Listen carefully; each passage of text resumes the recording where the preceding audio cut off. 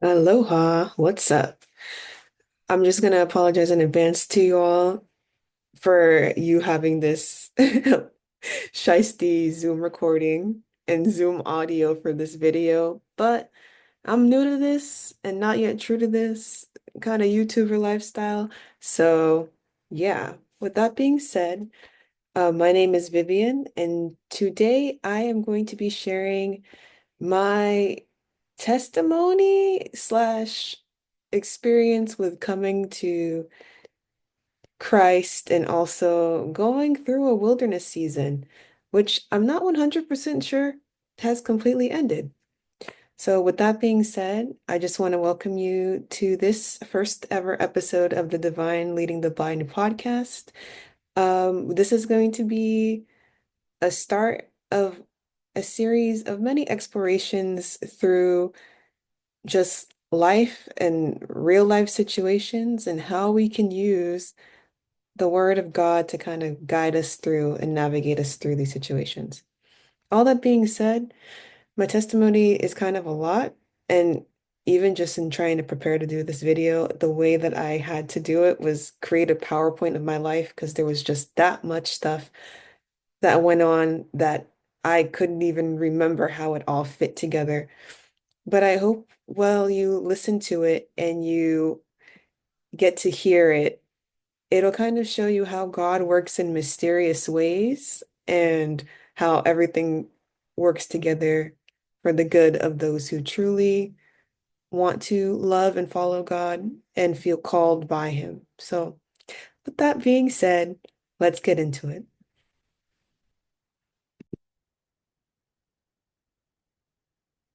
Hi, everyone.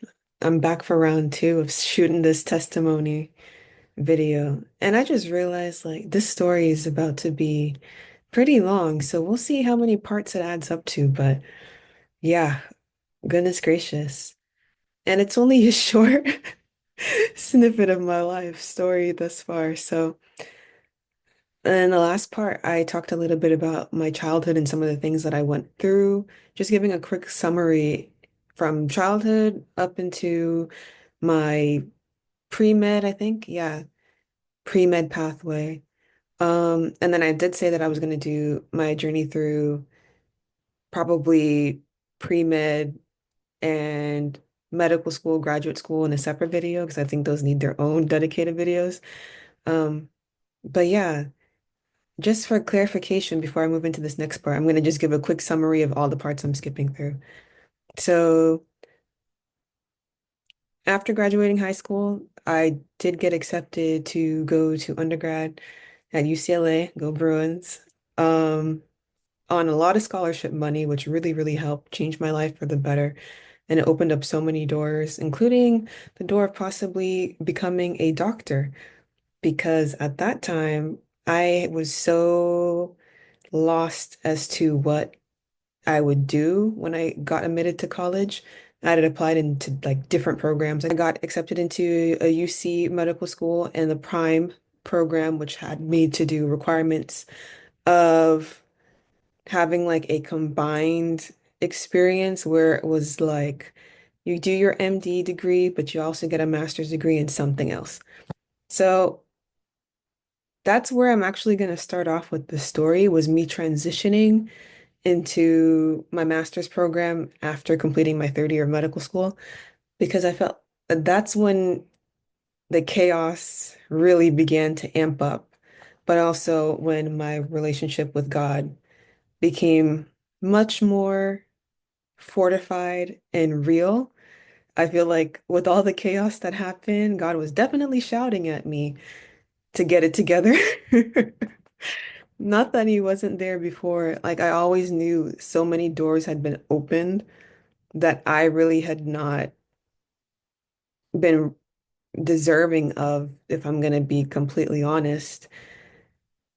Maybe God sees that differently, but I feel like I definitely could have been more prepared for some of the spaces and rooms that I would be walking into, but that's life, you know? That's you do the best that you can with the circumstances that you're in. And for a person who didn't have any kind of people who had gone to medical school, doctors in the family, people who had graduated from a high school in the United States from the family, people who had graduated from a four-year college in the family. I think God did pretty good with me. That being said, master's year, I ended up doing something different from what many people would do. Most people in medicine, when they want to pursue extra training to complement their degrees, they end up doing usually an MBA so that they have business training if they want to run their own private practice, or they get extra training in public health because we know health disparities is a big issue. Um, and at the time, I had already had some health and some training in public health in undergrad. I was lucky enough to have that exposure. And I was really looking to do something that I was passionate about.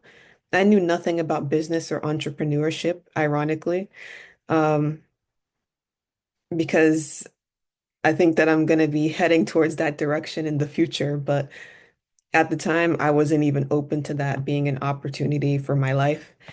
Um, And so I instead decided to pursue nutrition because as an athlete growing up, I was always really interested in food and how to eat balanced meals and how to fuel my body for performance. I remember I became obsessed with reading articles on MyFitnessPal and always kind of scrolling through to figure out, okay, how do you eat more protein? What recipe can I do this week? And I also really loved cooking from a young age. So it just made sense that I could actually give myself a gift of going and studying nutrition. And ironically, there's a lot of entrepreneurship and like an entrepreneurship undertone to the nutrition field, kind of in the way that it's executed. So I didn't know that at the time. But that was the hand and the will of God trying to say, there's more than one way that you can help people than working in a hospital setting. But I digress. Let's start about the summer before I knew I would be going to nutrition school. So this was summer of 2021, I believe. Um, and you're going to see this picture I'm going to insert here. It is a picture of me having the craziest health issue I've ever had in my entire life.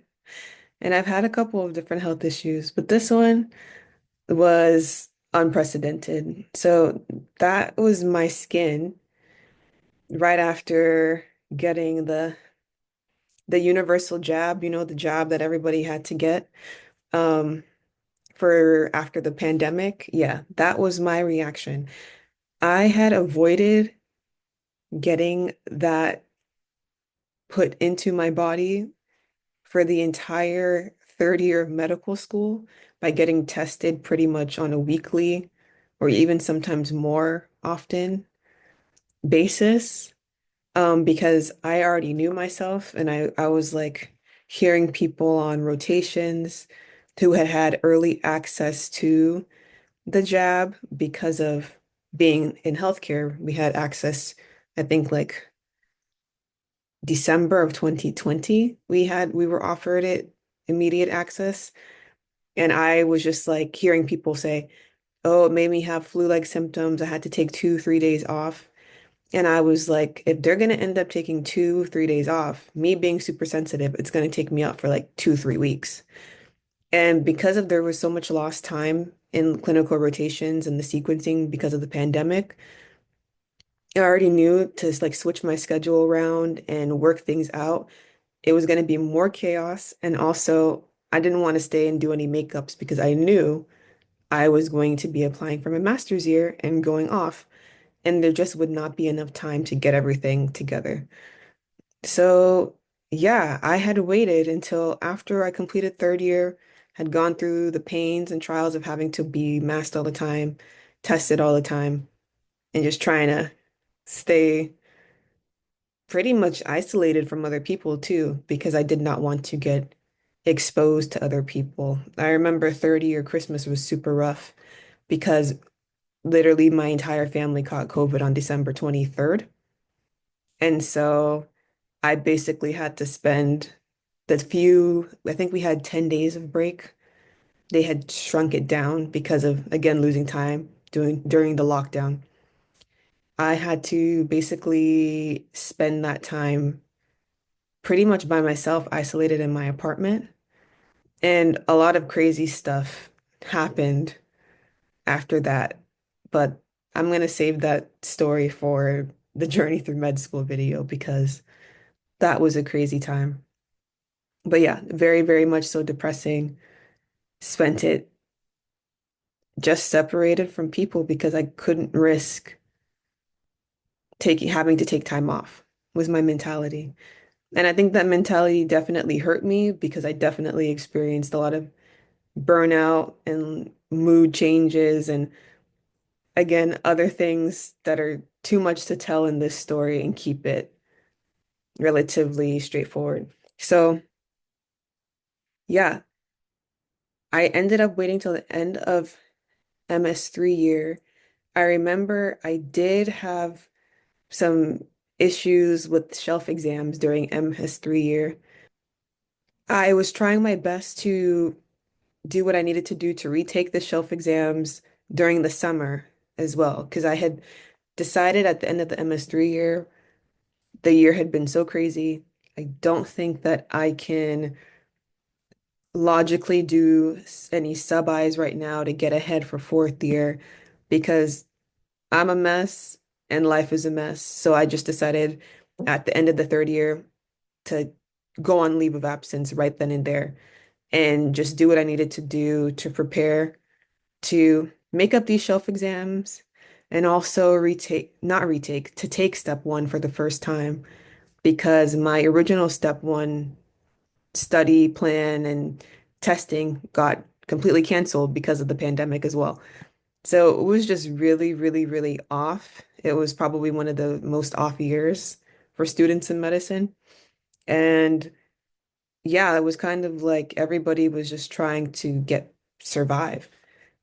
And so I was fighting for my life after this happened. I had waited until I believe it was 4th of July weekend to finally get the jab because in order to start my nutrition program, which was in New York, and New York had the strictest rules about vaccination and how you could live and move around the city, I couldn't put it off any longer. I wouldn't have an option to actually experience New York without getting the the jab. We're gonna say that because I still don't know how sensitive YouTube is with these things. And so I basically ended up like within 24 hours of getting it, I started to develop like this crusting, blistering rash, red rash all over my body. And I would basically continue to have all of those eruptions for like the next 9, 10 weeks. Yeah, because I got the dose July, 4th of July weekend. And then I was pretty much like that with the skin issues until maybe September, first week of September, when I had already moved to New York. So that was fun. And that would start a long sequence of being in and out of doctor's offices, trying to get exemptions. And so the next image I'm going to insert for you, you'll see, is me having to fight for medical exemptions just to even be on campus, just to even be able to live on campus. And for something that was completely not my fault.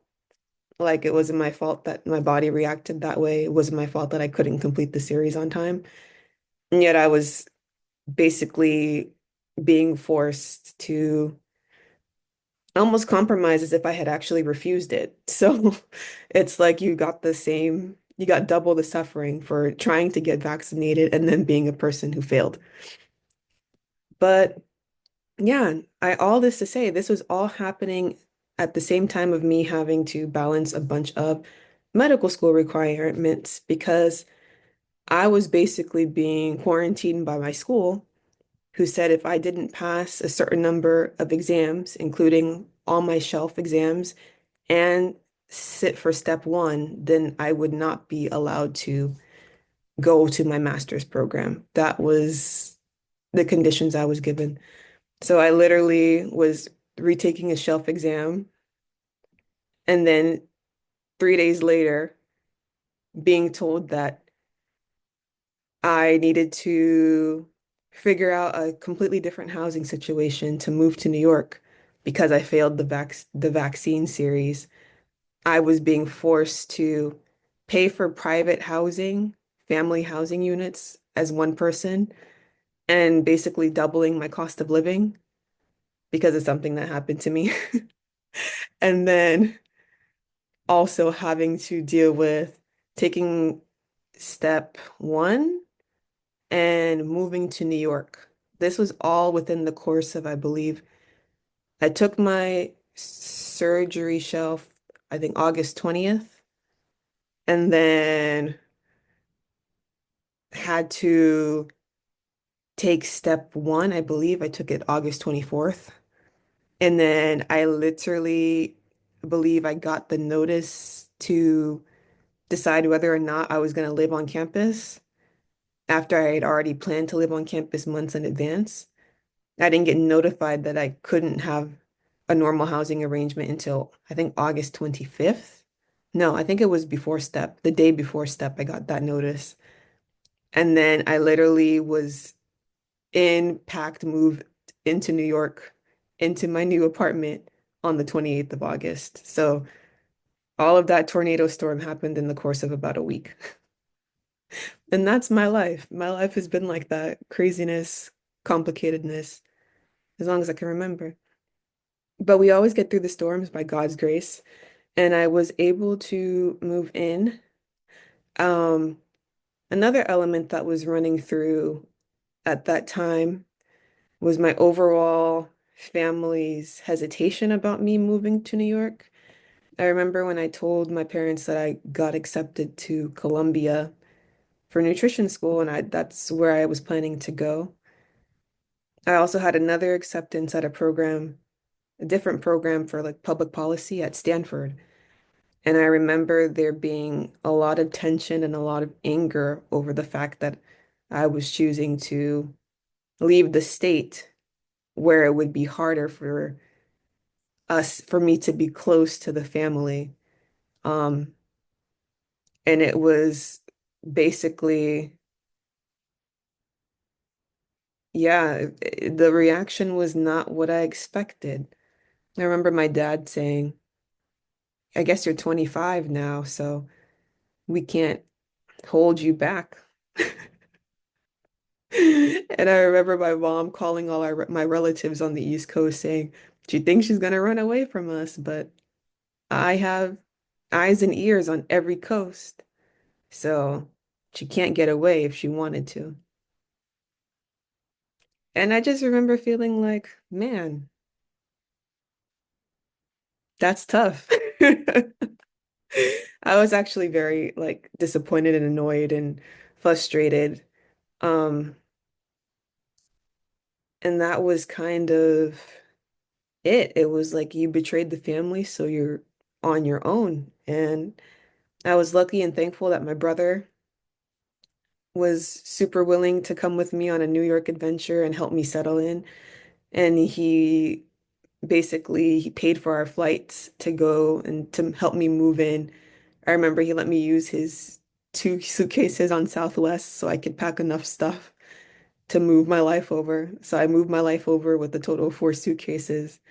And we just spent the first week in New York ripping and roaring through the streets and having fun, trying out new breakfast spots because we are obsessed with breakfast. IHOP is one of our favorite restaurants to eat at. And there wasn't really any IHOP in Manhattan, so we had to try and make other places work. And we did find a place that we love. Shout out to Carnegie Diner. They had a delicious array of pancakes and just doing fun stuff like riding bikes through Central Park and all of that stuff was super, super duper needed. And I was really appreciated for really appreciative of the chance to just kind of de-stress and settle in and not be so afraid of the city. And so,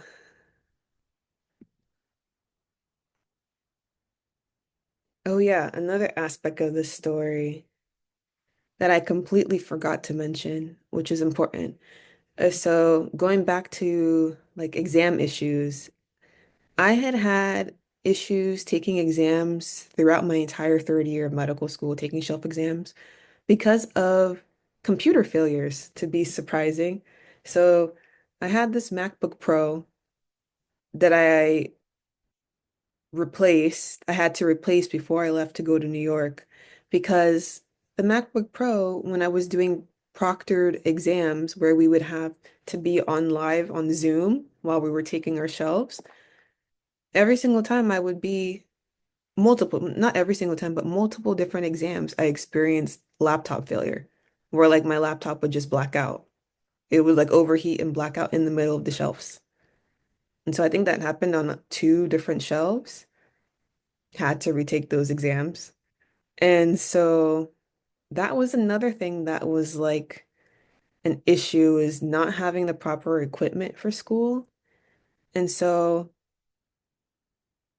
and before I say this next part, I just want to say I love my mom, but I really, really do.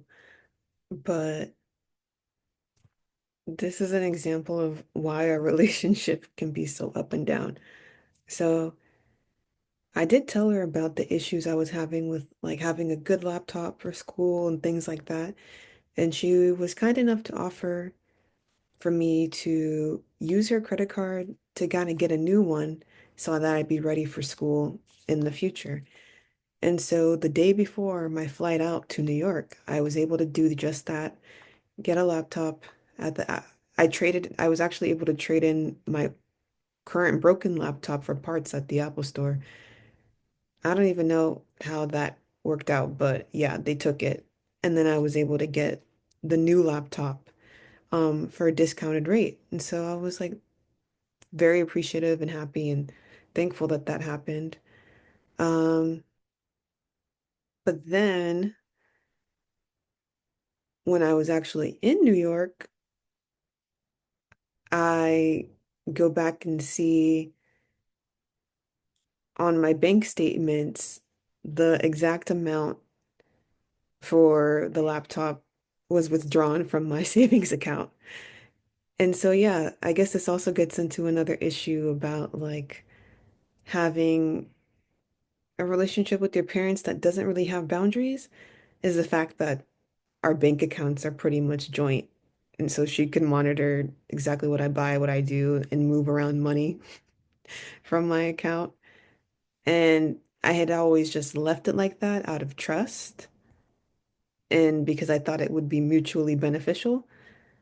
Um, but now I do recognize at age 25, it's probably necessary for you to kind of get your own separate accounts. I didn't know that then. I've since corrected that. So, corrected that to a point, but that's for later in the story. So yeah, I remember that just being super disappointing because we didn't really talk about it first, and I wasn't expecting that, and it just kind of felt like, again, offering help, but then withdrawing help based on like how you feel about me in the motion in the moment. And it really does make you kind of afraid to rely on other people because it feels like receiving help is very much so conditional from the people that you feel like should be willing to help you and love you unconditionally. I don't know. I'm still working this out. I need more processing and time to kind of think about that. But yeah, that was something I dealt with. And then the next big moment of disappointment was a couple days later after moving to New York, having to deal with this. And I'll post a picture here in the next screen. But that's a picture of my failed USMLE Step 1 score report. So yeah, I basically failed the exam by 1 point. And that was heartbreaking because that was the first time something like that had ever happened before. And I remember the first question that came to my mind was like, God, like, what's up? What are you trying to tell me?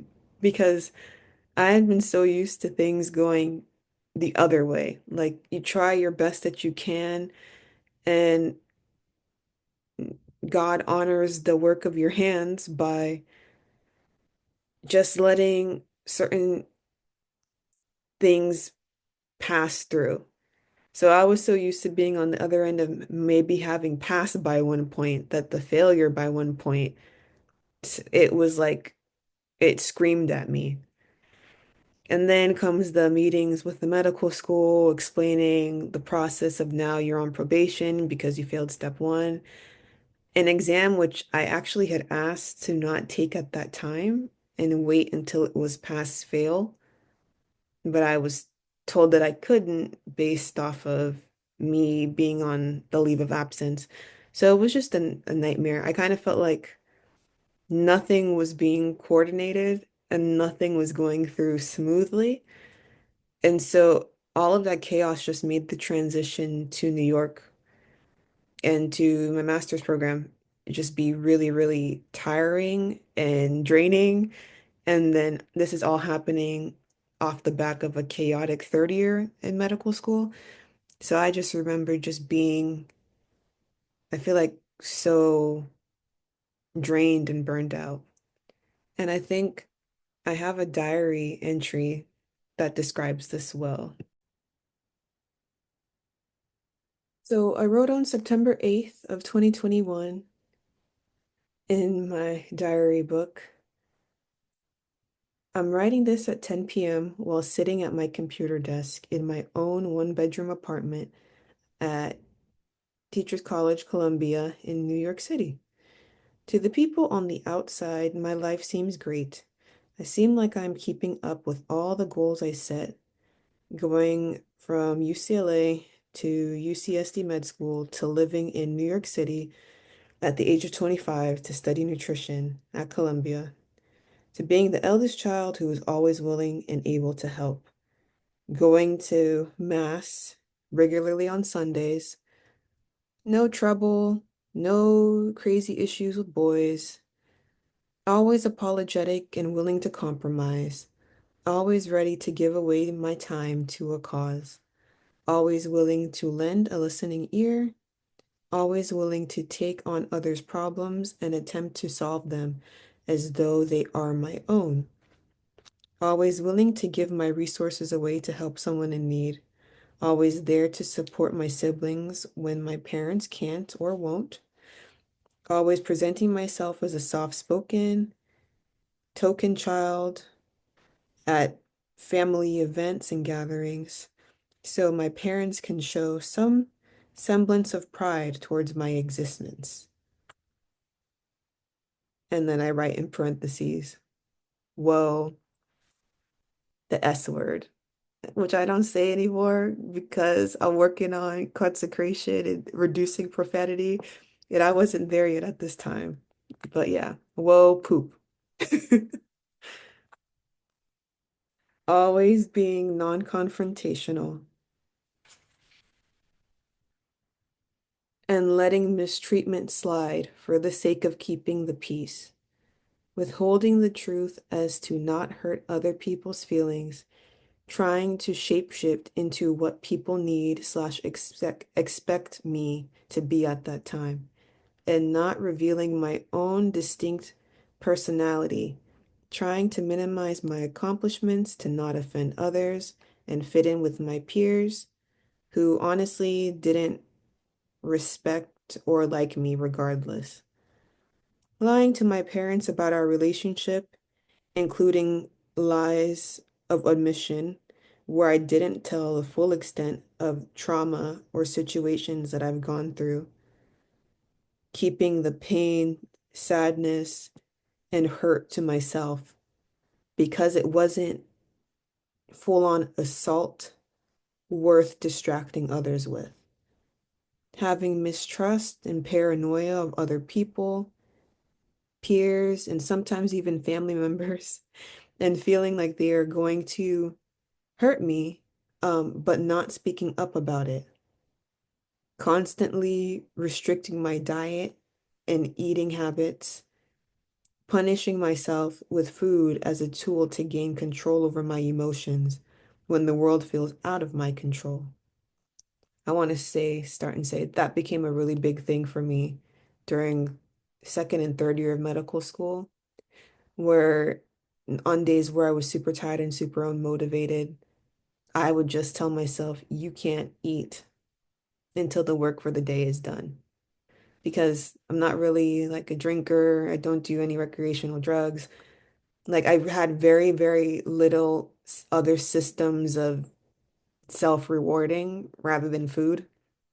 I really didn't have many personal hobbies either at the time. I feel like once school started, I kind of gave up a lot of that. And so it was kind of just like, what can I use to motivate myself to get things done? And that turned into a lot of crazy issues with food and cycling of like gaining a lot of weight and losing a lot of weight. Like I could lose 20, I think the most I ever lost was like 27 pounds on my surgery rotation. And I didn't even realize that I was doing it. It was subconsciously like when I get super stressed, like I said, I will either forget to eat or hamper down on eating to kind of deal with the lack of control I feel. So again, the med school journey is definitely needed because I have a lot of recommendations of what not to do if you want to have a smoother time through, but also what to do if you're just having a hard time and you don't know where to turn. So, yeah, back to the journal. Not being honest about the severity of my moods and overall mental health when it is affecting my day-to-day life and ability to function. This, the above is a list of the behaviors I have done, still do, and that ultimately make me feel like crap. I know now that I do them because I feel like crap. I have always felt as though my presence on this earth is irrelevant, not needed, and that the only way to prove I should be here is to be helpful to others and ensure they have help or a positive experience from me. I've always felt like without my utility, ability to get things done, I am essentially worthless. And it's felt like that my entire life. I've always subconsciously known I felt this, but over the past few years, it has gotten stronger and stronger. It is so bad that it is my only emotional reference, just sadness. The only thing that truly makes me sad to the point of heartache is when I think about how badly I feel about myself. For example, I just found out I failed step one by 1 point this afternoon.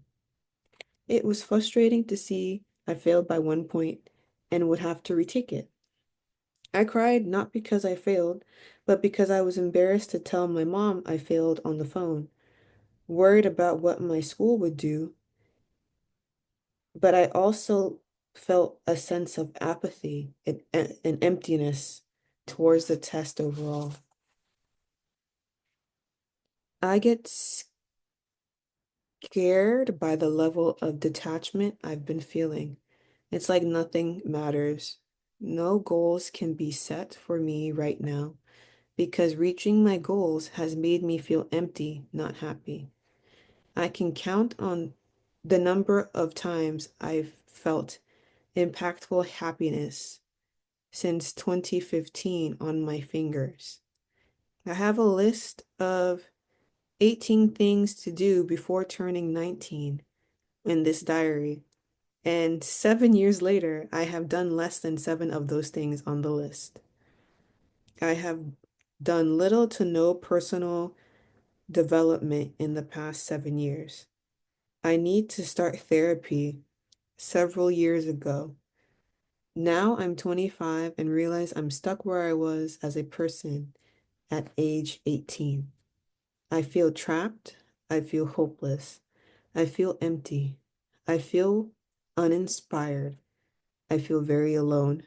I feel a very strong need for isolation. I feel used and not genuine for hanging out with classmates, even though I decided to try to move on and leave past disrespect in the past. I feel confused as to how I can grow and change and feel better about myself. I'm ashamed that I am afraid of wanting better relationships at age 25, while it seems like all my peers are solidifying their own. I'm afraid that my parents' imprint on me cannot be undone. I'm afraid that I won't be able to move past my reputation at my medical school, and the rest of my experience with medicine will be more of the same toxicity. Oh, and now I might actually qualify to get kicked out because I'm on probation. I'm afraid I won't be able to start my life by age 28, get married, start a family, have a future, because there's no time to improve my relationship skills. I'm afraid of being in New York City alone while potentially going through an episode of major depression. I am afraid that I will never fully understand the direction God is leading me in or what He's calling me to do. I'm fully aware that He is keeping me on the edge because there is a lesson of some sort that I failed to grasp, and He wants my attention. I just don't know how to approach this. I'm afraid to confront the fact that being the eldest child in my family caused me more harm than good and required me to sacrifice physically and emotionally. I'm afraid of the pain I've been carrying. Please, God, how do I let go of all the hurt? And that is the end. And I did not write again until 2022. So it's funny because I actually did not read that in full. I think I only read the first two pages before I decided to include it in this video. And that's very raw and that's very real. But it's funny. Now I can, after going through so much more chaos since 2021, September, when I was writing that entry, I can see the patterns of, I was very aware of exactly what was wrong in my life, but instead of setting boundaries or holding other people accountable to make changes or ending relationships, I resorted to self-blame. I just would find a way to make it all seem like everything was my fault. And that's I'm learning now is a big characteristic of a person who has gone through childhood trauma and has complex PTSD. I didn't know any of these terms by that time, but yeah, that was how I was feeling at the start of my program. And we'll keep going with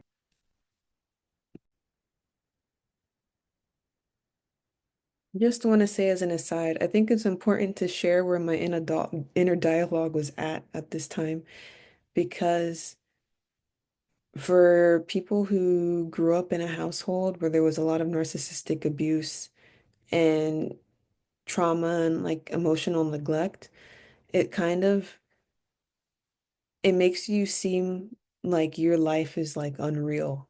Like you can't even believe that your life is your life.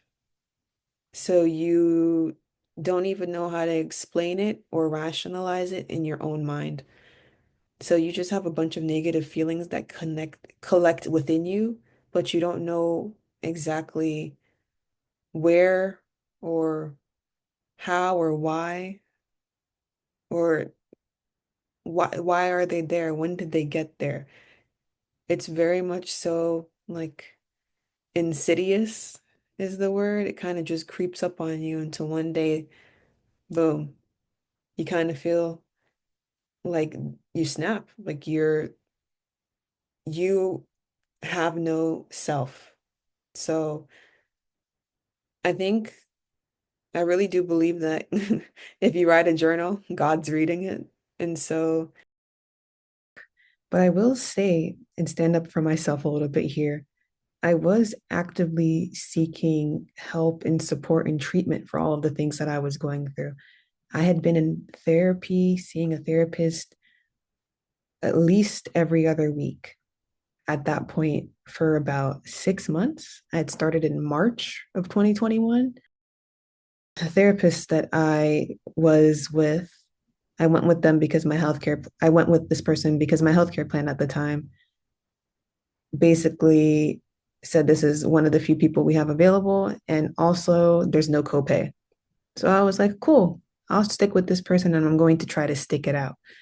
But this individual ended up being more toxic than I would have ever predicted. I honestly think that this person was a covert narcissist in themselves. And just for an example, we would have sessions, right? And she would actually say we can do back-to-back sessions. So instead of 1 hour, we would have 2 hours together. So I could get my whole entire story out and get all of my needs met. But what it really would be about maybe 30 minutes of me talking, but the rest of the hour and a half would be her talking about her issues with her daughter, how life has been so unfair to her, how she's writing a book to tell this story. And I would still get charged for that on the billing statement. So this person saw that I had boundary issues and ran right through with them. She would even do things like insult me, like she would say, you're always changing the story or stop talking too much. Like she would just throw jabs out randomly in a session, but then never like apologize or loop back around to address the situation. And because I just really wanted to get better and make things work, I was like, let me stay here. And I guess this is what it means to go to therapy and stay the course. Because I've never known anybody around me to go to therapy before. So I didn't really have any kind of reference point of what to expect versus what not to expect. The problem is always me. So I just thought I was doing this incorrectly. So I'm going to figure it out. And yeah, I continued that relationship until I would say the end of 2021. But I'll talk about that as we keep going. So I think God saw all these boundary issues happening and saw all of these kind of problems that I was starting to recognize in myself. And so this book fell out of the sky and onto my computer screen one day. Um, and it was really pivotal in addressing one of the central issues that I couldn't understand about myself. And it's called The Six Pillars of Self-Esteem by Nathaniel Branden. He's now one of my favorite authors. I think I've read three of his books and I want to read a lot more. But this book was essential because it explained to me why, as a person, could I be super professional, do well in school, and make a lot of progress as like a professional. But as a person, I always just felt stuck. I always felt not good enough. I always felt like there was something just inherently wrong about me that everybody saw, but nobody could tell me what it was. It's the craziest feeling. And this is where I learned in the book that your self-esteem is actually made up of two parts, and they work in harmony together to kind of create a whole person.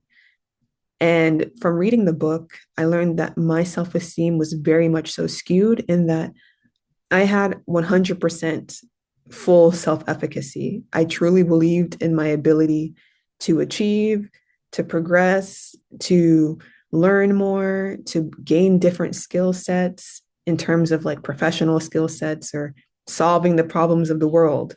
But in terms of dealing with people, in terms of how I deserve to be treated, in terms of having respect, I had zero self worth, like none.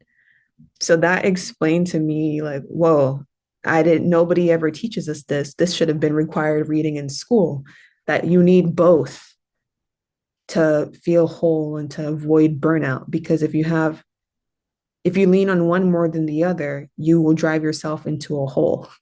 The book does a good job of explaining there's several components that make up self-esteem. Um, but if you were to categorize two main ones, it's this idea that your self-esteem is built on self-efficacy, which is your ability to do things, be competent, get things done, and then self-worth, which is what you feel like you deserve out of life, what you feel like you can do in your life, what you feel will make you happy, and going after that. And so the interesting thing is, I would be able to achieve academically, professionally, do have really good people skills, like working with patients and things like that.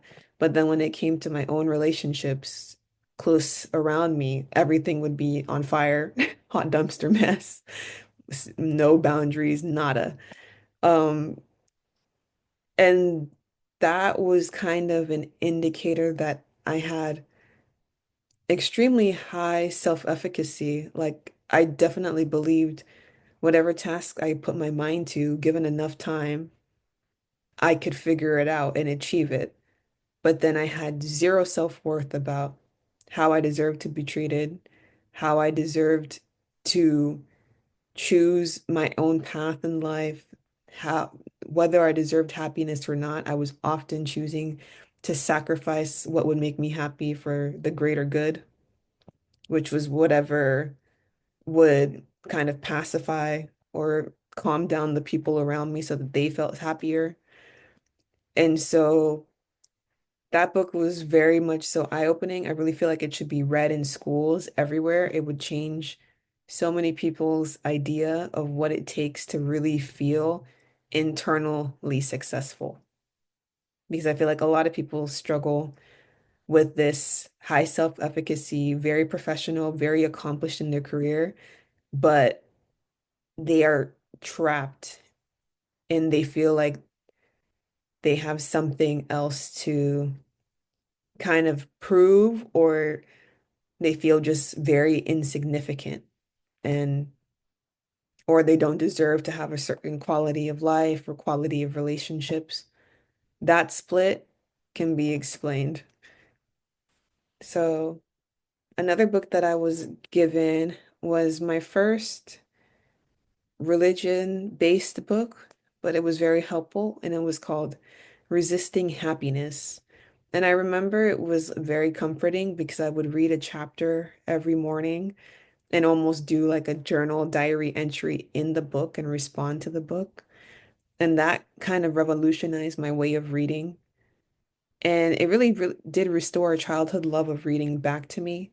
And that books almost became my friends, which is, it might be deemed as a little bit sad, but it was definitely needed because in terms of personal development, I just was not having healthy enough people around me at that time to really gain insight from them and make the changes that I wanted to make in my life. So, resisting happiness was a really big one about how we tend to create our own suffering by avoiding what we know will make us better and make our lives happier because the change is so, it can be difficult because it requires effort. And how do we address those kind of barriers and lack of motivation? Highly recommend. And so, yeah, as I started doing some of this reading and work, it was helping me kind of fend off of a lot of low feelings and sadness and overall kind of disappointment. I remember having to deal with also making that move to New York City and being a little bit shocked about all of the things that I could not do, like trying to go out to restaurants or even trying to use the gym at the school gym. Couldn't do it because, again, didn't meet the criteria of the vaccinations. So I was definitely isolated. And so at this point, I'm like, man, oh man, what am I going to do with myself? How am I going to meet people at Columbia? I had tried meeting a few people through like orientation and trying to connect with people who had come from like the West Coast and things like that. But as a person who wasn't big on social media, I didn't have any real social media at that time, except for a personal Snapchat account. I feel like I was very much so out of the loop. And so I was like, let me find a church home. I grew up Catholic. Let me find a Catholic church. There has to be something close by. And sure enough, there was a Catholic church right across the street from my school. And so I go there and I'm like, is this going to be a good place for me? And ironically, the day that I decide to check it out was the day that the service was dedicated to honoring Saint Mary Magdalene. And I found that to be so funny because that's the name of the church, the Catholic church I went to growing up in my hometown. So it was kind of like a confirmation to me. And so I sent this Snapchat to my siblings saying, basically, that the lesson of the day is to not believe in coincidences because God is constantly sending us messages about which way to go in life. And it's our job to have our faith be strong and to pay attention to the signs and look for God in everything that we do. If not, I would not be where I am today. So sometimes these random deep messages will flow out of me, and I just feel the need to send it to my siblings. And I now realize in hindsight that the Holy Spirit is ministering through me to me through my own words, but I don't know. So I'm thinking that they need to hear this message, but really the message is for me and them if they want to take the knowledge. But it was really God trying to show me something that I was going to need moving forward from this time. But yeah, I just tried my best while I was in New York to just live life. I connected with family that lived on the East Coast in New Jersey that I really didn't grow up with or know much about. So that was really, really nice. And it was nice to be around little kids again, doing reckless things like writing their name on fancy dining table chairs. And I was just like reconnecting with myself in New York. I felt like I finally had the space to look how I wanted to look, dress how I wanted to dress, be who I wanted to be. That was almost restricted in medical school because of, I don't know, the hidden curriculum kind of implies what kind of presentation or package is acceptable versus less acceptable. So you kind of just get used to, I don't know. I felt very square, if I'm going to be honest. And maybe that's because I did not have the confidence to be who I wanted to be. Likely that was the issue. But when I was in New York, I was free to do me. And I loved every minute of it. So, with that, all of the rules that I had put on myself of how to present myself, I kind of just let them fall away and I started doing what I wanted to do. So I got a hair braider who did my first set of Fulani braids, and I was in love with them. I felt like I was Alicia Keys. And I just took selfies all day. And so that was really fun. I was just trying new things. Like I signed up for my first CSA, which is where you basically receive a share of produce produced by a local farm. And was that was really awesome because I was learning to cook random things like karabi, which I had never eaten before. And that was a unique experience. And I was just trying to pamper myself a little bit, enjoy, have a little fun, get yourself a little gingerbread and hot chocolate while you're studying and watching lecture online. I felt like I was in a deloading season. And the thing about it is the deloaded started off pretty gentle. It was kind of like, okay, I'm in New York, I'm settling in, things are nice, things are cute. And then after Thanksgiving is kind of when things started to spiral, I would say. Actually, I would say probably before Thanksgiving, maybe that whole month of November is when things started to kind of shift for me. So, one of the things that I started to notice was my sleeping schedule was completely in shambles. If not for the fact that a majority of my classes first semester were online, I don't think I would have been able to get away with what I was doing in terms of sleeping and resting because I would literally, my sleep schedule would be inverted for like weeks at a time. I would be sleeping completely during the day or starting my bedtime at like 3 p.m.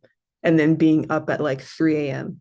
Yeah, I would sleep 13 to 14 hours a day. And I knew that it was probably a result of me keeping in all of my sleep debt and all of my stress and all my burnout that happened during MS3 year when I was struggling with stress and struggling with insomnia. I knew it was going to come back to haunt me, but I did not know it was going to come back that bad. So that was one of the first things I noticed was sleeping was crazy. Next thing I noticed was isolation was on a level 10. And then another thing that happened was I hate to admit it, but shopping became a real thing for me. I remember I would be up like 2 days in a row, 3 days in a row, and literally I wouldn't sleep at night because I would just be online shopping. Like I would literally order like $1,000 worth of stuff in a weekend, and I would not remember any of it when it would arrive. Like I would go on binge shopping trips and then be like, oh, I need that money for rent. And then I would spend a bunch of time the following weeks after everything arrived using the subway to go around and return things all over the city. So I have the screenshot of me going to H&M for the first time throughout in New York after realizing I need to go and return everything that I just bought. And it had its pros in that that was something that got me to go outside because they didn't screen for like grocery stores or for shopping really in terms of like if you had the full vaccine or not in New York, but anything that was leisurely or recreational, like eating out or going to a museum, they did. So it had its pros and its cons. I ended up being okay financially because I didn't keep too many things recklessly. But I did also feel like it was time to change my wardrobe a little bit and grow up because I was so used to wearing sweatpants and leggings and things of that nature. I only had dress up clothes for when I was going to do things for clinicals. So it had its pros and its cons, but it definitely didn't start off as a healthy cycle. Then more time passes with me being by myself in my apartment, and then this book falls out of the sky. And it's called Boundaries by Henry Cloud and John Townsend. And it is another faith-based book, Christian book. And it fell out at the perfect time. This was around the time where I was starting to just completely distance myself from things of the past that were holding me down. So the first thing that I got rid of was my therapist at that time. I don't know if I should tell this story, but I'm going to tell it anyway. The final straw that made me realize that this person has got to go was she was deloading her stress onto me during one of our sessions, as she had done several times. And in this session, was talking about how she was very upset because a client of hers basically cursed her out and fired her because she admitted the truth. And I was like, okay, what is this truth that you admitted? And she basically mentioned that when she goes to places like Home Depot or like Lowe's, where there's a lot of people that work in construction, it really bothers her to hear people speaking Spanish only because this is a public space and everybody should be able to understand. And I was like, okay. And then it turns out, and she said this client was Mexican American. So maybe that's why she was mad. And then it was that moment that I knew I have to find a way to get distance from this woman. So I let her go. Um, I let go of other friends that I felt like our relationship was not progressing or balanced at all. It was very much so same like the therapist, where it was your needs come first and my needs can be inserted a little bit as an afterthought. And yeah, I just was having distance from family members. I was seeing them a lot less on the East Coast and also talking to my family members on the West Coast a lot less as well. And yeah, I felt like because I didn't have the boundaries that were discussed in this book, I just did what I always do, which was basically isolate myself. And not good because when you isolate yourself, yes, you're protected and you have peace, but you also have no opportunities for growth. So I probably should have read this book at the time, given all the crazy dynamics I was experiencing in all my relationships, but I just wasn't in the mind state to do that. So we move into 2022. The health issues come back. I'm gonna move my head, talking head. So end of 2022, Christmas time, I did enjoy because I did find a classmate who was a New York native who showed me around New York City, and I got to see all the festive stuff that New York City does for the holiday season. But the fun was really cut short because this New York City had a complete outbreak of this Omicron variant of the Rona. And literally, I remember me and this person were out to see, we were going to head to go see a Broadway show. And that would be my first Broadway show ever. And I don't even know how that was allowed given my situation, but I guess at that time they had stopped checking the requirements for the shot. So I was able to buy my ticket and go to the show. Just stay masked and be safe. Right, cool. We buy our tickets, and literally, as we are standing in line, we get handed a flyer saying that half of the cast has tested positive and the show is canceled until further notice. And then after literally the next day, the whole city is shut down. So I speedily booked a flight to get back to the West Coast. School was shut down for like the next month and a half. Everything was online. So I was like, cool, I can go home and be fine. Only to arrive at home and my family members, particularly one of my siblings, had the Rona.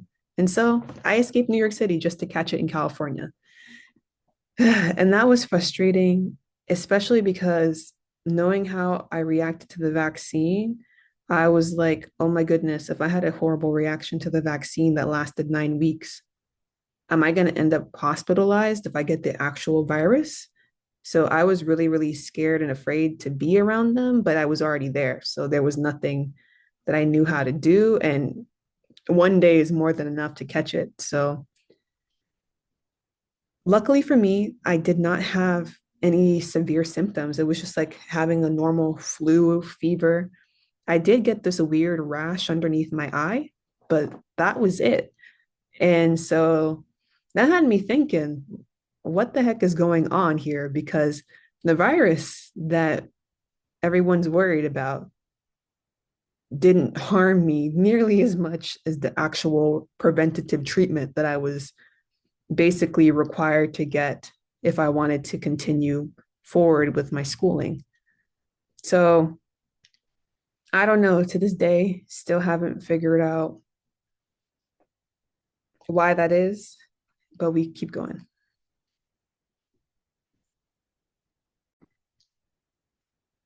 One of the major blessings that came out of being back in California was reconnecting with K Wave, which is a radio station. Specifically, if you're in Southern California, K Wave 107.9 FM is the name of the station, but they also have an app. So if anybody's interested in it, you can download the app and listen in on the app from anywhere. I grew up listening to this radio station. My mom would always have it on in the car. We were not allowed to put on our own music or put on our own CDs. It was K Wave, which is a Christian radio station where it just throughout the day they have different pastors and different preachers. They play parts of their messaging on the platform, and you could just listen in and get fed with some word and some truth. And we growing up, because it was like you can't listen to music, you can't listen to the normal radio, it'd be like your friends and pull up in your car with, some Drake playing or whatever. We didn't take K-Wave seriously, like, but at the same time, listening to this station from elementary school into college, it really did, I feel like, shape me without me knowing it, because the messaging was being absorbed subconsciously and the seeds were being planted. So I started listening to the station again in the car, stopped playing my own music, but listening to K-Wave. And that really did help me to feel more hopeful in my spirit that things were going to be okay. And doing that led me to Pastor Rick in Saddleback Church. And I discovered that I don't have to wait for K Wave to play the entire pastor's message, because they play it in parts. So you could just go on YouTube and search the pastors and you can just listen to the whole message in one day. And so that led me to Pastor Rick at Saddleback Church. And the first series that I felt drawn to was the Transformed series, because I had a lot of issues and I knew in my heart that I wanted to get the knowledge and get the tools to do the work. And so this series was truly a godsend for me. The 50 Days of Transformation series, I highly recommend it. It's available on YouTube. You can still watch it to this day, or you can even go on the church's website and find it and find other additional resources and materials to help you. I highly suggest this message right here. It's Transformed: How to Face the Fears That Ruin Relationships with Pastor Rick Warren. This sermon spoke to me like no other. It kind of explained for the first time that the dynamics that I was experiencing in relationships and trying to connect with other people and my family members, that it wasn't just a thought that was in my mind or something weird that only I was noticing. Like, no, these are trends that happen in many different families and have happened throughout time.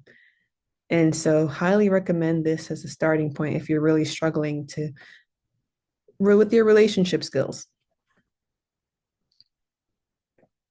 Another thing that I feel like being a part of the Pastor Rick's Daily Hope community, one thing that I benefited from was the fact that being a part of that and subscribing to the Daily Hope devotionals showed me for the first time how scripture and how the Bible actually could be applied to daily life. And this was groundbreaking for me growing up in the Catholic Church, where, if I'm going to be honest, I was not necessarily encouraged to read the Bible. I'm encouraged to come to Mass. I'm encouraged to tithe, but I didn't even understand why we took the collection. I don't even remember it being called tithe in Catholic Church. It was just called collection. Tithing wasn't a word that I really heard until I started listening to Daily Hope and getting that understanding um, of the principle behind tithing. But that's another story for another day. I feel like this was the first time where the word of God really actually made sense to me and wasn't just a mystical, like fantasy storybook kind of thing. And I feel like a lot of people struggle with this, where the Bible doesn't actually seem like it's real people, or if they are real people, it existed so long ago that things have changed so much. You always hear people say that things have changed so much that this stuff couldn't possibly still apply. When it's like, no, this stuff is truth that does not change and it always applies to the times. The problem is, it's just very hard for us to consistently do it. So we want to make excuses for it. And that only hurts us in the end. But learning to study the scripture for yourself is one of the best things you can do. Specifically, if you're trying to achieve specific goals, you can find scripture that can tell you how to get to point A to point B to point C. Just do a quick Google search. You'll be shocked. So that's the gift that I left California with. And then I came back to New York City and another gift opened up, which is aerial arts. And I really think that this was a beautiful gift from God because I had experienced, because of the whole lockdown situation and health issues, I hadn't been able to do my normal routine of exercise, which was probably good because my normal routine of exercise was yoga. I started yoga literally my first week of undergrad in 2014 and had been practicing consistently up until this time, so in 2022, because I didn't know, again, being raised in Catholic church, what we talked about in the church was always just so distant from what we were doing in the real world, at least the churches that I grew up in. So nobody ever told me that yoga is not okay if you are a believer in Jesus Christ, and that the activity of yoga is way more religious than it is physical activity. But that's a whole nother story in itself. Maybe I'll do a video on that. At this time, though, I didn't know any of that. So I just thought I can't go to yoga studios because I don't have all my shots and people will not let me in to come. But then after the Omicron kind of died down in New York City, things things had already been starting to change. I think they realized that they're not going to get everybody to comply, or it's making it difficult to have things functioning. So it became, as long as you mask, you can go where you want to go. And so I had dreamt of taking aerial arts classes. I had showed friends and family members prior to moving to New York City that this looks so cool. This looks like gymnastics and dance put together, which are the two things I always wanted to do growing up, but I never did because I played tall people sports. And being 6 foot tall, it only made sense to play tall people sports. But aerial was something that I never expected would be for me.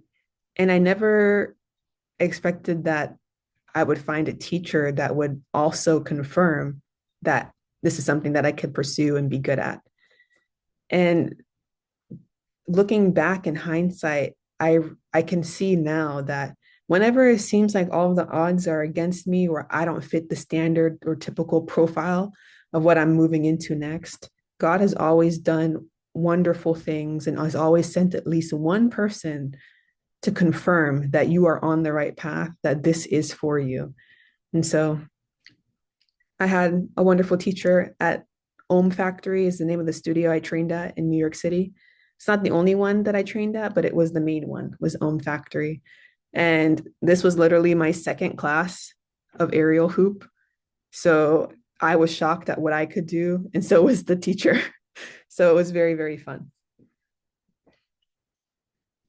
Yeah, with being out more in the city and being able to wear my mask and go out more, and with the winter kind of dying down, I was just doing more things. And I find it very funny that I was at a farmer's market in February of 2022 And for some reason, I took a picture of this sign from a bakery that had a gluten-free menu and a regular menu. And I still to this day don't know what inspired me to take this down as a reference, but now I realize it was a hint. So, yeah, at the time, I didn't need that information because I was still obsessively eating these pretty much daily.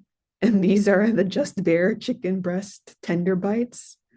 Um, I used to consume these in mass portions because you could get them delivered from Costco via Instacart. So you're saving money. And I don't have to go all the way to Costco in New York just to get them. And then if you make them in the air fryer, they taste, I feel like, better than Chick-fil-A chicken nuggets. So I was very much still eating a lot of gluten very often. So same time though, I was still trying to learn about healthier things. I had always had this interesting um, desire to make my own recipes. So I was constantly experimenting with recipes throughout the week because in nutrition school, you had way much more time than you ever would have dream of having in medical school. And that's just the honest truth. Not to say one is superior to the other, but the time difference, I definitely felt it. So with the less time comes more time for creativity. I started this recipe called shawarma wings, which were absolutely delicious. And maybe I'll share them on my second YouTube channel focused on nutrition and cooking called Munch Medicine. Other things that I was interested in was learning how to grow my own food. So when I had a project to go and work in the community or do a volunteer service project, I was blessed to find the Battery Park urban farm and volunteer with them for some time so I could just learn about how you could do urban based agriculture and grow your own food and harvest it. And it was so much fun.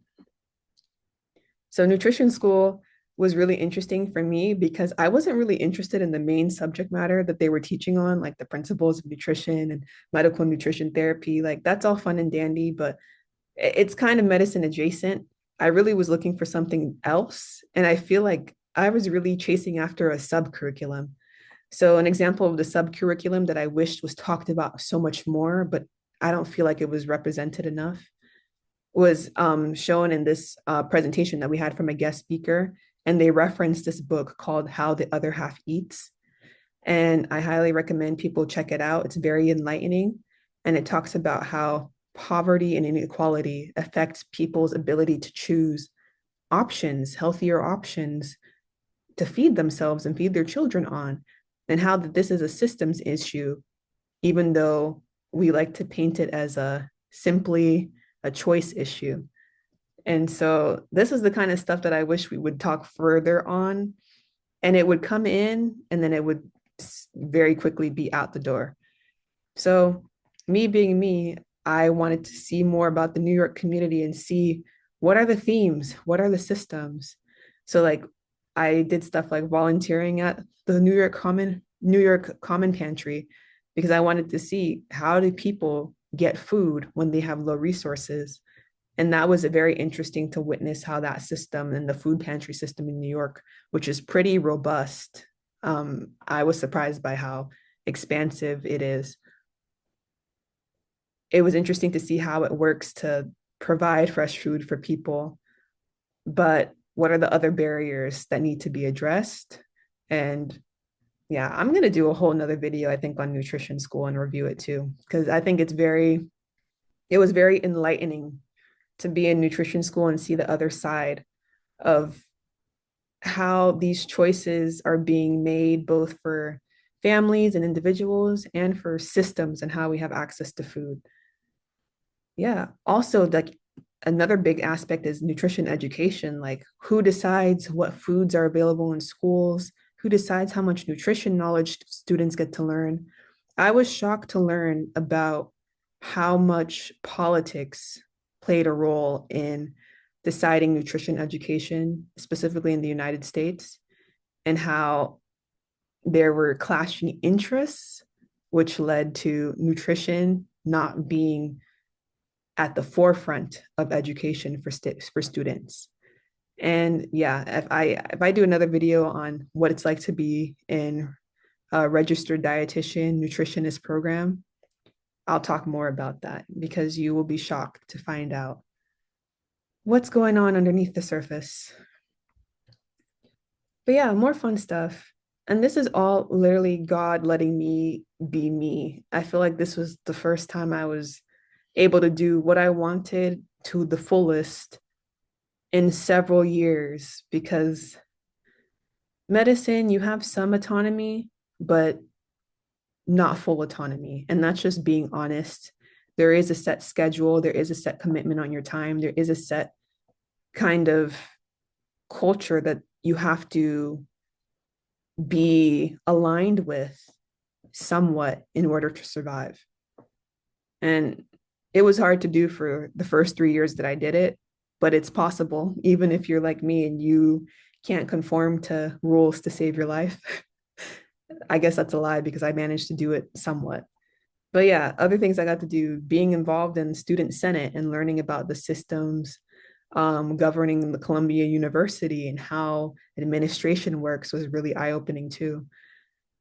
And I learned a lot of good things and I learned a lot of disappointing things through that experience. So all of these experiences, I feel like were definitely God trying to show me the truth about the world and just grow me up because I'm not going to lie, I was definitely your typical pre-med who thought medicine is going to save the world and everything is good and sunshine. And I had strong rose-colored glasses over my eyes. Even though I grew up in a bit of poverty and struggle, it was normal. So I didn't see the repercussions of that. And yeah, this was kind of all of that ideology falling apart. But at the same time, I was still finding myself having more and more fun in aerial classes. I started wearing my natural hair a lot more too. And that had always been an issue for me is what kind of style of hair is presentable versus not presentable.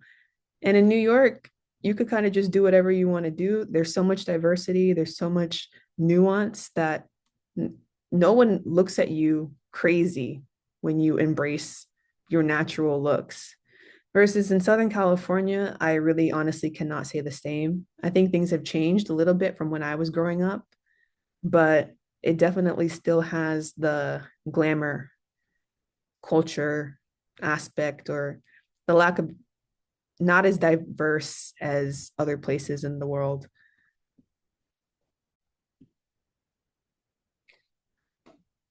Just as I would expect, as things were getting a lot better, and I felt like I was finding my footing and really just becoming more comfortable with who I was becoming and what it meant to live in New York City, issues started to come again. I started dealing with, I guess, just sensitivities and that I would eat food and I just would not feel good. I dealt with a lot of bloating, a lot of cramping, um, some itchiness, and sometimes like my tongue would feel weird.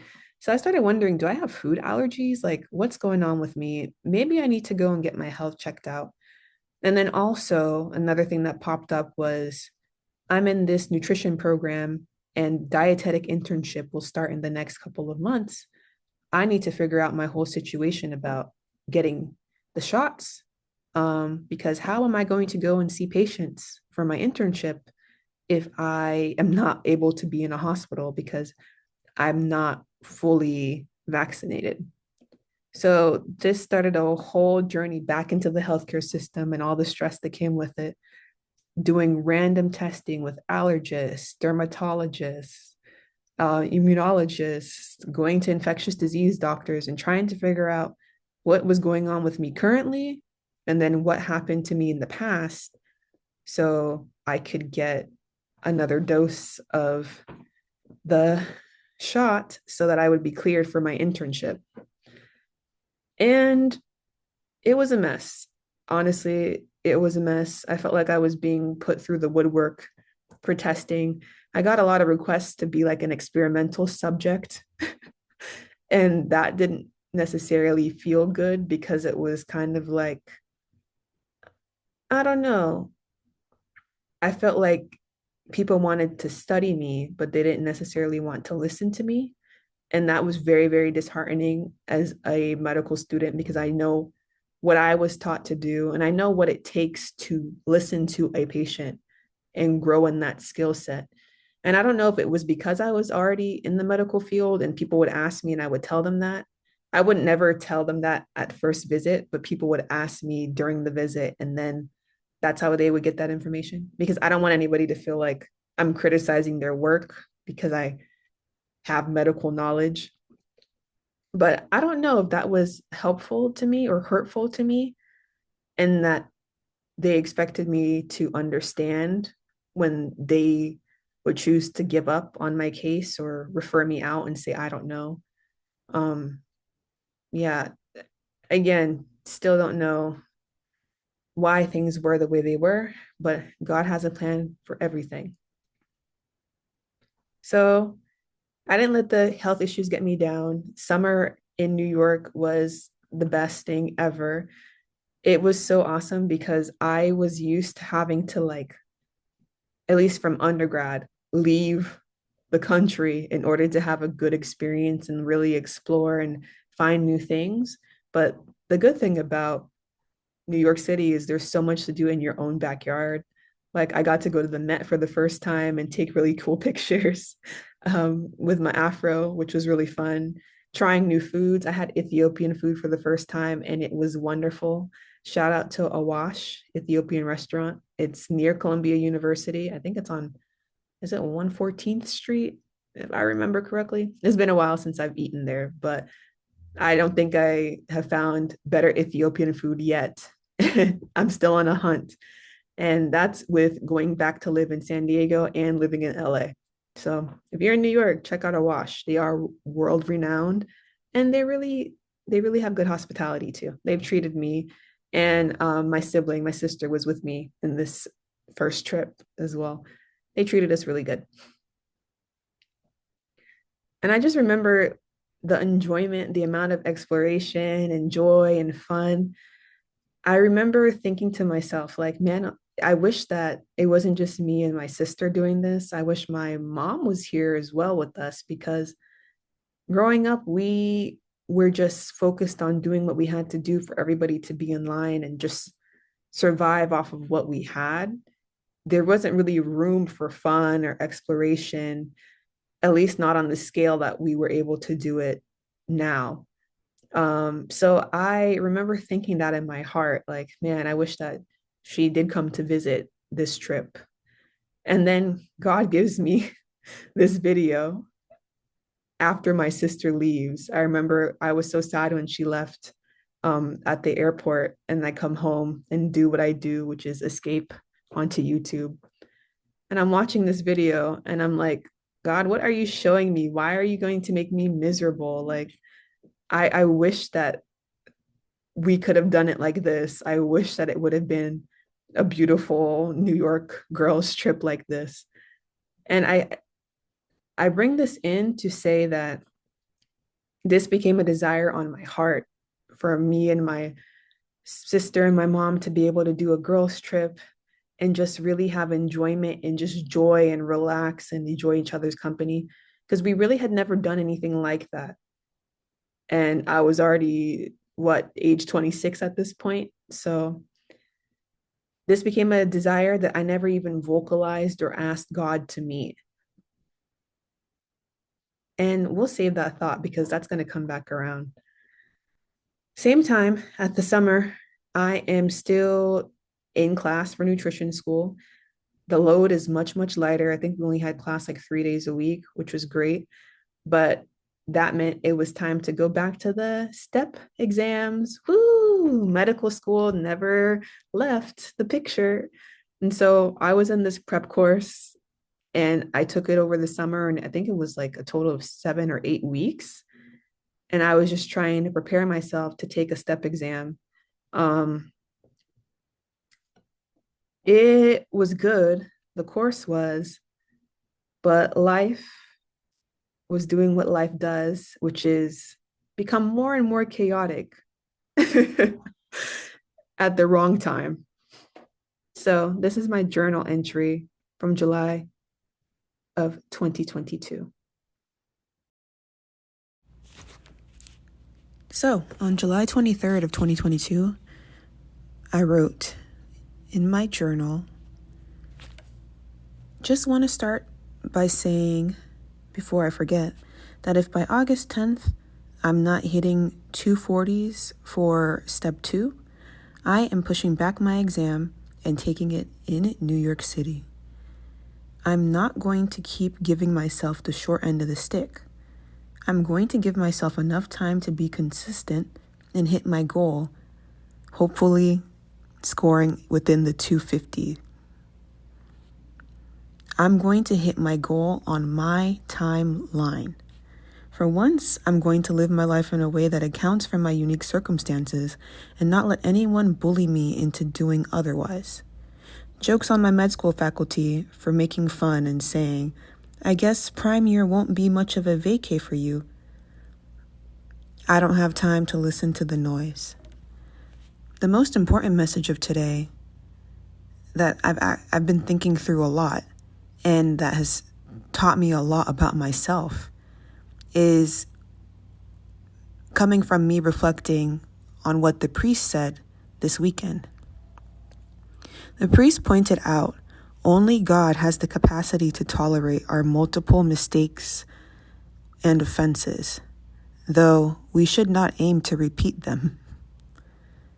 However, me as a human, if a person makes a mistake against me repeatedly, I, as a human of worth, need to set up a boundary by the 4th time and say enough is enough. The funny thing is, the way that the priest said it was more like, we people by the 4th time say enough is enough, but God is never tired of us and will always give chances. It was the way he said it so matter-of-factly that we all know how to say enough by the 4th time someone does something to hurt us. And comparing that to how God tolerates so much more, that made me realize how off center I am from the reality of this world. It was completely foreign to me as a concept that when someone continues to hurt you, you have the right to say stop. I never fight back and say enough, and yet this setting of boundaries is so common that the priest is using it as an analogy during the homily. Like, where have I been? Where did things go wrong? Did I think I had the same capacity for violation and same tolerance for abuse as God? Because honestly, I don't.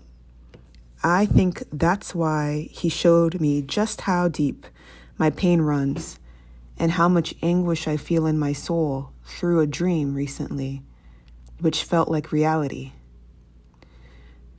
It was the motivation I needed to take my butt to Saturday 5 p.m. Mass and hear the priest's words.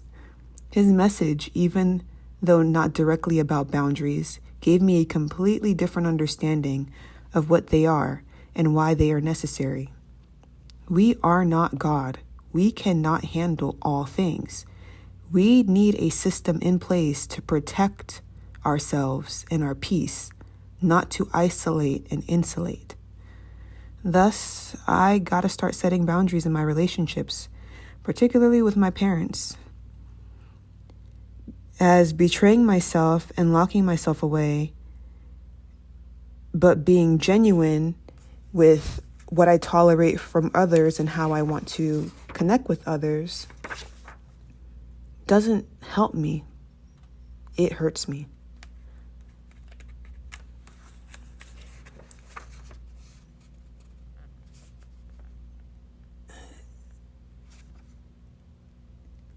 And then, sadly, The next journal entry is kind of crazy, but a very short, and I'm going to say it because it's necessary. So on July 24th, 2022, my journal entry was this: Mom, I wouldn't trade our relationship for anything in this world, but I definitely hope we can change it. And that was it.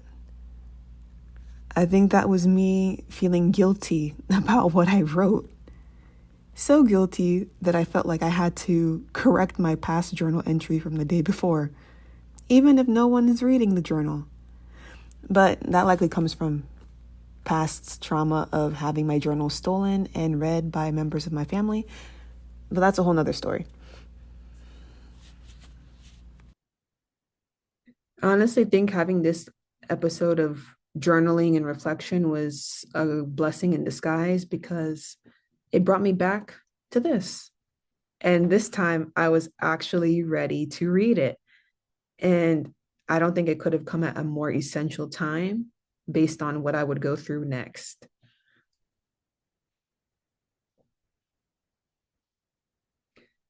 Right. First major shift that happened was money problems, of course. So I mentioned this about how my cost of living expenses nearly doubled what I anticipated them to be because of my whole health situation and having to pay for a private family unit, the most expensive option possible through the university, given one, I don't have any like credit or any renter's history of my own to get my own individual apartment out in the city because financially I was an infant and did not think about those things. I just relied on school housing to get me through the day. Number two, I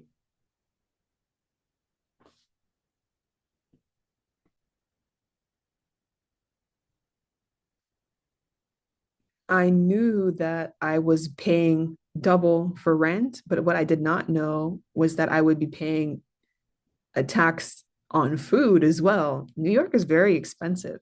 And the interesting thing about New York is they give you less, but require you to pay more.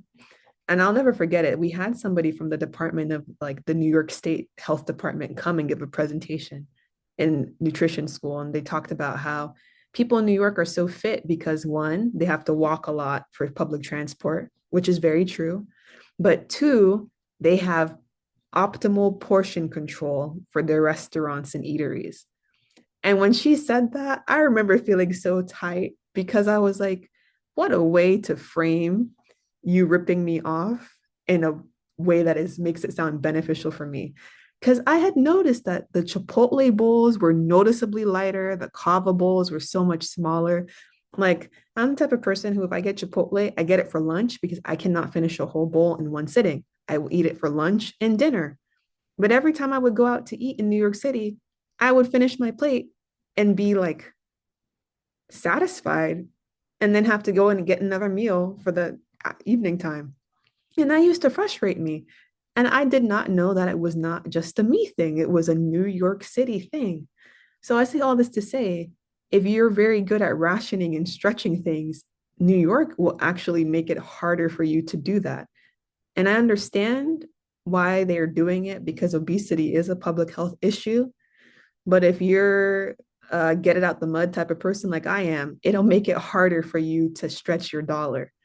So that's something that I don't think people understand um, about moving to New York that can sneak up on you. So, yeah, in order to do this, I signed up for a job in the field that I knew the best, which is working as a housing assistant. I had worked literally in student housing at every university I've attended because of the benefits of having discounted housing. It allowed me to make ends meet since I was basically relying on scholarships and grants and a little bit of personal loans here and there to kind of make being in school for so long affordable. And I'm sad to say, which has actually been the case every single time I've worked in housing, the job was stress, stress, stress, and nothing more than stress. I moved from what I would call the safe house, which was an apartment, single apartment, apartment 808, to what I call the stress house, which is apartment 613. And as much as I want to say that it was an accidental thing or I couldn't have known, these numbers are spiritual. And I know that's going to sound crazy if you're new to the things of the spirit, but numbers have meanings. One of the ways you can find the meanings of numbers is through this reference book in the Bible called the Strong's Concordance. I should have put a picture of it on the slide for reference, but just search it up, Strong's, like STORNGS Concordance. And basically, it's a book in which every single word in the Bible, Old Testament and New Testament, has been assigned a number as a reference and gets a definition. So sometimes you'll see numbers and you'll get underlining meanings if you look at the in the Strong's Concordance. You can also look at them in terms of Bible verses. Like, for example, I moved to apartment 613, which is the stress house. And if you go to Genesis 613, that is the line where God tells Noah he's going to bring the flood and flood the earth. So Noah was stressed when he heard that message. So you can kind of pick out the spiritual significance of the meanings of numbers if you do enough research. 808, if you look it up in the Strong's Concordance, I believe in Hebrew, it means shame. I should look it up again. But yeah, I found that ironic because that was the apartment that I hid in for my transition to New York. I was hiding the first 6 months of that apartment in isolation because I was going through so much and didn't know how to deal with it. So that was my safe house to hide my shame. And then I moved to the stress house, which is 613, and all of the nonsense that came with that unit in particular and the job. I mean, the crazy things that happened in this unit, I cannot explain them to this day. But I realize now that having my ceiling flood and having roaches come out of the bathroom walls because maintenance cut giant holes in my walls, I think that it was God letting the devil test me in order to build my character. Um, but that's a whole story in itself. I probably will talk more about that if I do a video on what it was like to be a student in New York City in nutrition school. While I did have some stress and some losses during the summer and during that initial move, I did have some wins. I got a scholarship by the grace of God from the Academy of Dietetics, which is responsible for a lot of the curriculum and testing that we do in the field. And so that was really awesome to receive their support. Other things that kept happening to me is scripture. Man, oh man, this scripture came back and it has continued to haunt me ever since. And it's to whom much is given, much is required. It doesn't haunt me, but it's haunt is like a negative word. I would say that the word is it is a calling. It's a calling to come up higher, to build your character, to be better, because God has done so much for me already, has protected me in so many ways, and He continues to bless me. But that blessing comes with expectations. So Luke 12:48 is no joke, but I knew I had to face it and incorporate it into my scripture collection because you need to have scripture on your mind and on your heart in order to apply it to your life. I started this practice of putting scriptures on my phone screen for each season that I'm in. And I kind of let God decide when I'm about to change seasons what is going to be the theme. And the theme becomes a scripture that I put on my phone. So just a fun thing you could try. Yeah. So we have the chaos of new job, chaos of an apartment from hell. And then we also have the chaos of how am I going to take this step exam that I've been in this prep course for? Um, and work this job that I just started and I don't have any vacation really available to me for. And also figure out how I'm going to deal with my health issues so I can start my dietetic internship, which starts in about a month. It was a nightmare. And I remember trying to figure out how I'm going to be doing the things I need to do for work in nutrition school in New York, but also meeting obligations in California, trying to cut deals with my manager and arrange to take certain holidays or to use all of my vacation early and not request for any more to just to meet these commitments. And so, yeah, I flew back home the month of end of August because New York doctors were not giving me any real answers. So I knew that I needed to go back and see the doctors I had had in California in order to figure out the whole vaccine situation. It had been officially 1 year since receiving the first shot, and they had told me that they weren't going to even consider doing anything else for me until a year had passed. So I knew it was time. Ugh, my mistake was thinking that I could do this and do the exam, the step exam at the same time. It did not go as planned.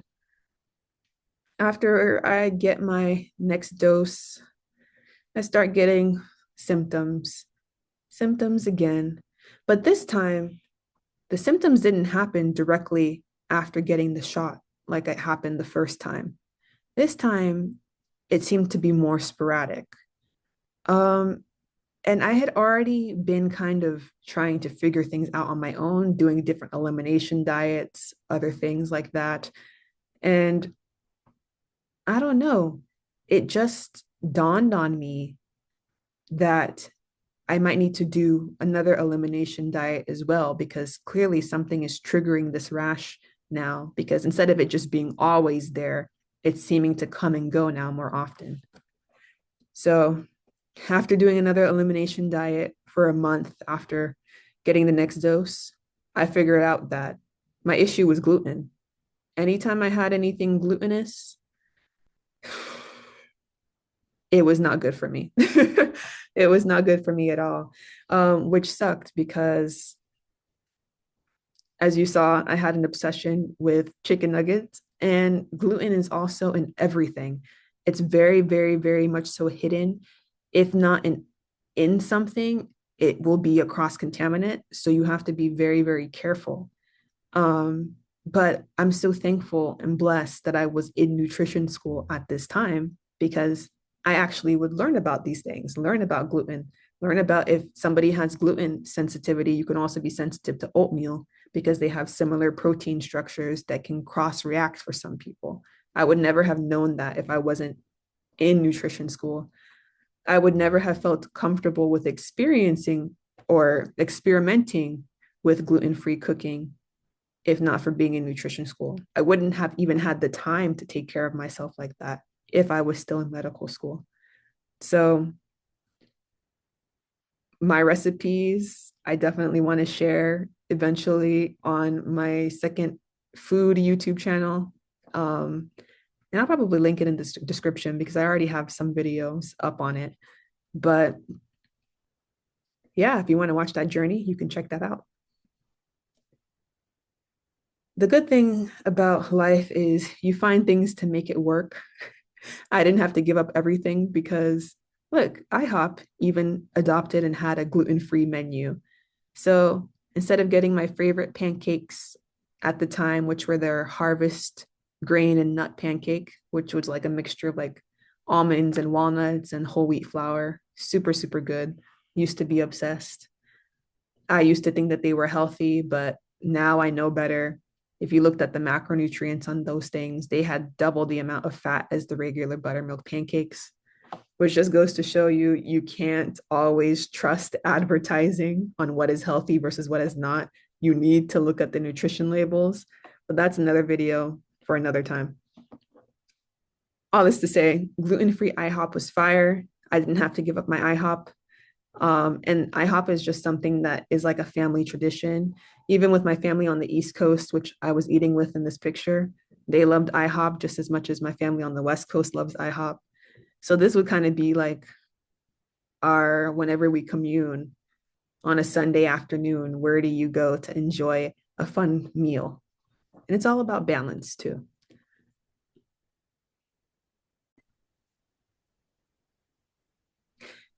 I'm really proud to say I did my best to make everything work, even though everything was exploding one after another in my life. And this is just a typical example of the sacrifices that you have to make sometimes just to do what you feel like you're called to do. And so this is a picture of me on December 24th of 2022, where I had been asked to work several shifts during the Christmas week because I had agreed that since I was going to have to leave my job earlier than the contract allotted, because I needed to return back for medical school on time, the agreement was if I can't stay for the entirety of the contract, I'm going to have to pick up extra slack during the year, the school year, which I completely understood. And I wanted to be as transparent as possible. I realized in hindsight, this transparency might have worked against me because what it turned into, I noticed over time, was you start off by trying to do your fair share of the work. I was willing to take multiple days during the Christmas holiday to be around, be on campus and work shifts and take additional other holidays that other people did not want to take. But then it became an additive thing where it was like other tasks that people don't want to do, make her do it because she owes us, because she's leaving early. She needs to pick up the slack. So I kind of do feel like I was taken advantage of in that way, in that I was assigned extra tasks to do because I had to pull my own weight. When what I really could have done was just taken the contract and left early and quit and left the team hanging with not enough people on staff. But I feel like that lacks integrity. So I tried to work out an agreement. Yeah, all that to say, it did cost me a lot to kind of coordinate how I was going to support the staff because I knew I was leaving early. And it included having to go run around and check a bunch of different graduate housing spots when on Christmas Eve, the heaters went out because of how cold it was. A bunch of radiators broke down, things were just not working. And I remember just having to go from building to building, doing temperature checks in different people's rooms, providing like generators and radiators. It was a lot, especially being from California, because I had never experienced anything like this. I'd never been in 6-degree weather before. I'd never experienced that kind of wind chill. And I was up in the middle of the night doing this kind of stuff. So, yeah, I put my head down and I did what I had to do and helped the people that I needed to help. And I was rewarded with it by being able to go literally 2 days later on a trip to Nigeria, which actually ended up being a girls' trip. So bringing this back around, I didn't know that it was going to end up being that way. And it's only in hindsight that I realized that this trip was really an answered prayer from God. So me and my sister and my mom were able to have our first girls trip ever to go support a cousin getting married um, in Nigeria, in Africa during the holiday season. And it was literally the best time. We had so much fun. We ate different fruits. I had had traumatic experiences in the past visiting Nigeria. So this was super wonderful to have a completely different experience. And that's probably a story time for another day. But yeah, it was very cool to be in a wedding. I had never really been in a wedding before. I didn't really go to many other weddings for other people. So it was very, very weird and very, very new to me to be the maid of honor for my cousin's wedding. And I tried to do my best to show up and be helpful and just have fun and enjoy the day. But if I'm being 100% honest, I did feel very uncomfortable, one, with the level of attention that comes with being a maid of honor, because I'm used to just being hidden in the back and protecting my peace.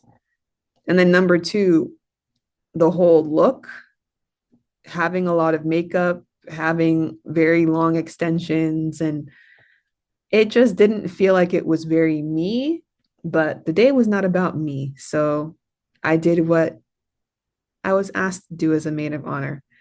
And it was a unique experience, but it gave me a lot of perspective about what a Nigerian traditional wedding will look like as an American person and all of the chaos and the family dynamics that will happen.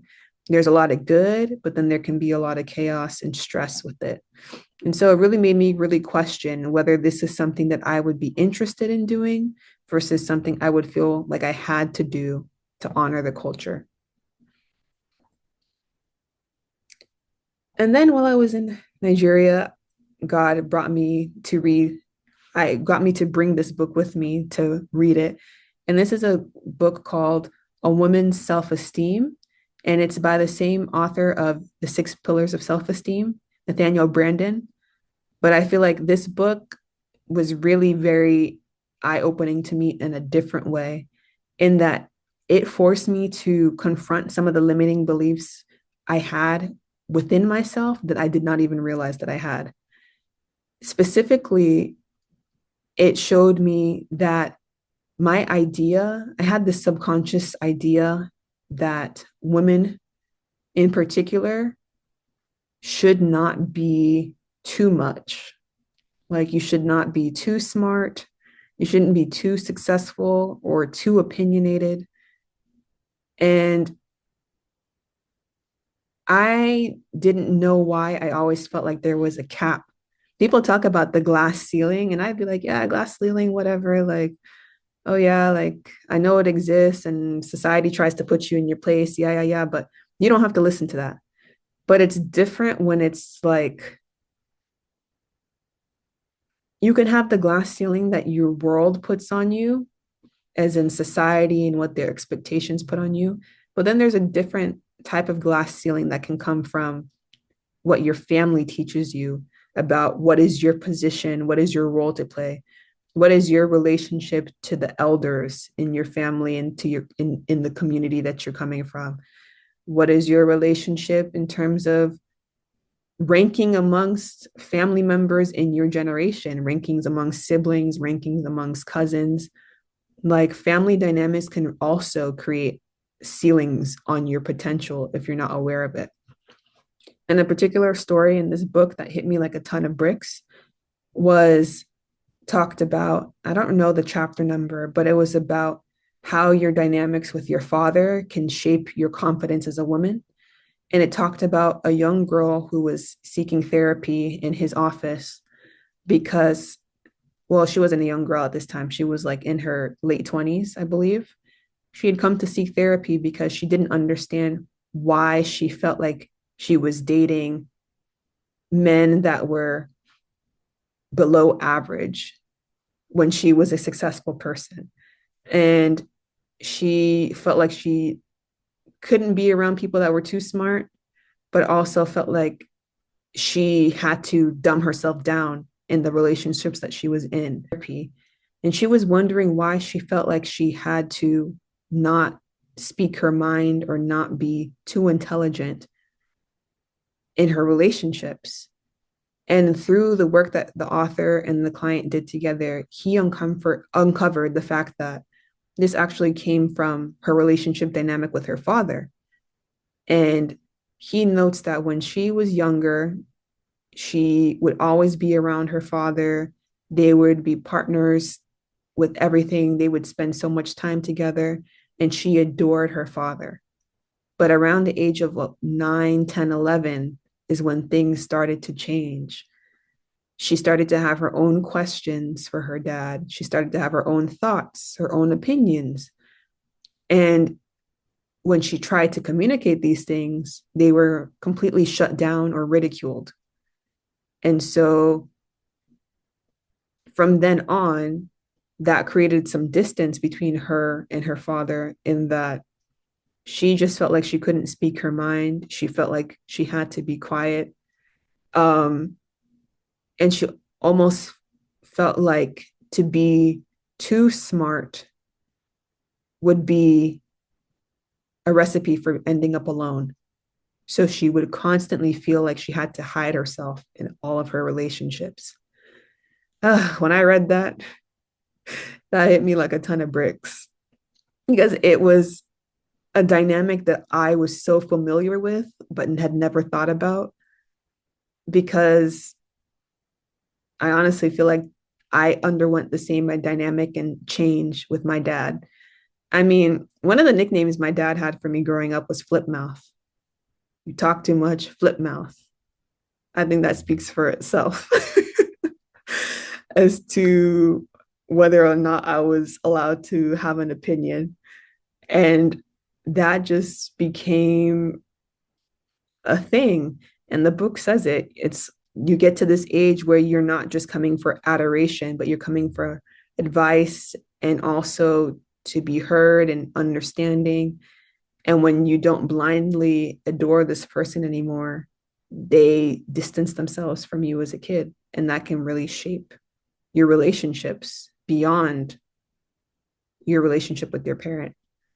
And so this book was like, oh my goodness, there were so many more types of stories like that that were just hitting me in the chest. And it was definitely worth the read. I feel like every woman should read this book as well, because I think there's an aspect that will speak to everyone. I even ended up leaving this book with my cousin. I gifted it to her, cousin that lives in Nigeria. And she messaged me a month later saying that this was truly a blessing to her. And it was a book that she was looking for because it said everything she needed to hear and had thought, but didn't have the language to kind of express it.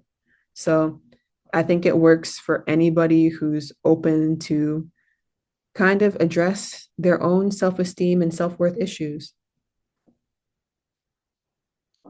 I Here comes the sadness. So everything was going smooth in Nigeria, because I was initially prepared. I knew that with this whole gluten intolerance thing and how bad it could get, I needed to come to that country with my gear in hand. So I brought like snacks, I brought gluten-free cereal, bread. I tried to bring things that I knew were non-perishable that I could complement with my meals. And I was like, I know that there's going to be at least like protein, like chicken and eggs, and there might be some veggies, maybe some fruit. And I'll just base my diet around that for the time that I'm there. And I was there for like almost 2 weeks. I was like, as long as I just stick with what I bring and what I know, I'll be good. But of course, on wedding day, being a maid of honor was a lot. And I was so focused on the festivities that I did not eat the entire day. And so at the end of the day, when my mom brought me a plate of food, I asked her if there's any possibility if there would be gluten on the plate.